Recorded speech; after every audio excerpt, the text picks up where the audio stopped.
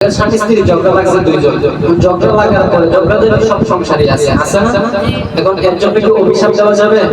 অভিশাপ দেওয়া যাবে না। তুমি ঝগড়া লাগতেই তোর উপর টানা পড়ো, তুই গাড়ি অ্যাক্সিডেন্টে মর, আল্লাহর কসম, ওরের কসম, মায়ের কসম দিয়ে এরকম গালি দিতেছে, অভিশাপ দিতেছে যে আল্লাহ যদি তোকে আর বড় মা বানায়, এরকম অভিশাপ দেওয়া যাবে না। এগুলো বেশি মহিলারা করে অভিশাপগুলো দেয়।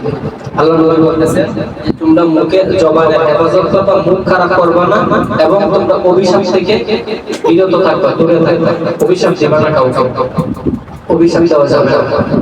এটা একটা গুনার কাজ, এটাও আপনাদের জন্য একটা আমল।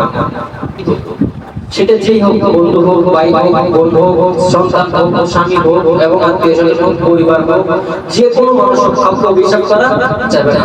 আপনি যে তাকে অভিশাপ দিতেছেন, আপনি কিসের ভিত্তিতে তাকে অভিশাপ দিতেছেন?